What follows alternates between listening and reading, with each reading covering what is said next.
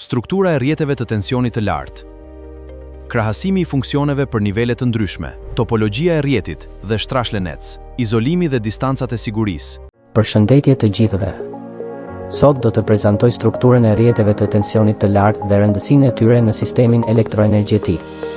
Këto rrjete mundësojnë transmetimin dhe shpërndarjen e energjisë elektrike nga centralet prodhuese deri te konsumatorët.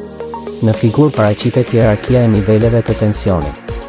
Niveli më i lartë është rrjeti i transmetimit me 380 dhe 220 kV, i cili përdoret për transportin e energjisë në distanca të gjata ndërmjet rajoneve dhe shteteve.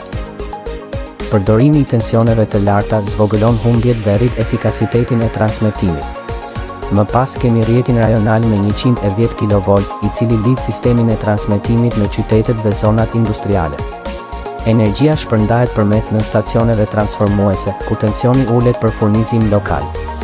Në stacionet kanë rol të rëndësishëm sepse sigurojnë transformimin e tensionit, mbrojtjen dhe kontrollin e sistemit elektroenergjetik. Figura paraqet gjithashtu dy topologji të rrjetit.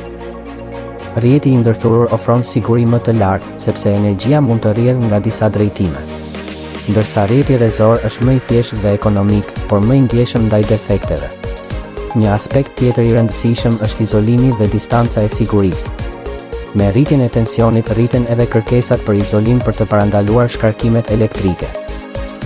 Si përfundim, rrjetet e tensionit të lartë janë baza e sistemit modern elektroenergjetik dhe sigurojnë transmetim të sigurt dhe efikas të energjisë elektrike.